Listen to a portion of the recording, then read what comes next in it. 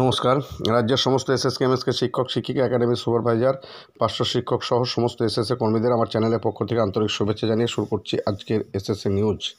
দেখুন, ইতিমধ্যে রাজ্যের সমস্ত শিক্ষক শিক্ষিকা জেনে গেছে যে আগামী 6 মার্চ একটা বিশাল আন্দোলন কর্মসূচির ডাক দেওয়া হয়েছে।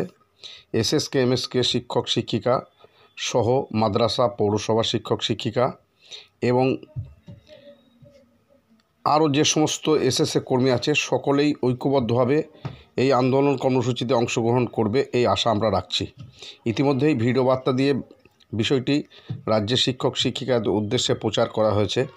এ বিষয়ে মাদ্রাসার একজন শিক্ষক এবং পৌরসভার একজন শিক্ষিকা 6 মার্চ আন্দোলন কর্মসূচির ব্যাপারে সংক্ষিপ্তভাবে তাদের বার্তা দিয়েছেন।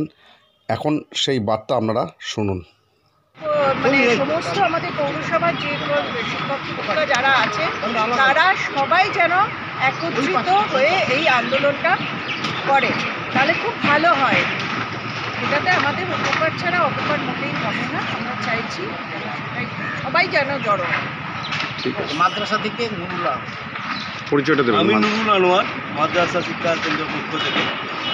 আমরা খুবই খুশি যে মাদ্রাসা পশ্চিমবঙ্গে 497টা মাত্র আছে, তাতে যা শিক্ষক আছে 3,500-4 হাজারের মতো।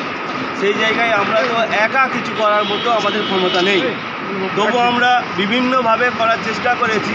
তবে আজকে খুবই খুশি এবং অনুপ্রাণিত। আমরা চেষ্টা করব আমাদের যারা মাদ্রাসা শিক্ষকরা আছে সবাইকে সংগঠিত করে তার আগে জেলাগুলোতে যেখানে যে আমাদের ক্ষমতায় আছে, বিভিন্ন জেলাতে আমাদের কমিটি আছে, সেখানে মূল যে আমাদের এমএসকে এসএসকে আছে তার সঙ্গে যুক্ত হয়ে দোমা অফিসগুলোতে যাতে সেখানে ডেপুটেশন দেওয়া এবং একইভাবে 6 তারিখে এখানে ব্যাপক জমায়েতের একটা অংশ আমরা তাতে থাকবো এবং থেকে আমরাও চাই আমাদের যে মাদ্রাসা দপ্তর সেখানে ডিরেক্টর হতে পারে, এসে আমরা ডিরেক্টরের কাছে আমরা ডেপুটেশন আসবো। সবাই যে যার দপ্তরে আলাদা আলাদা ডেপুটেশন দিয়ে আমরা একটা বার্তা দিতে চাই যে এখানে কোনো ভাগাভাগি না, সবার দাবি এক, সবাই বঞ্চিত।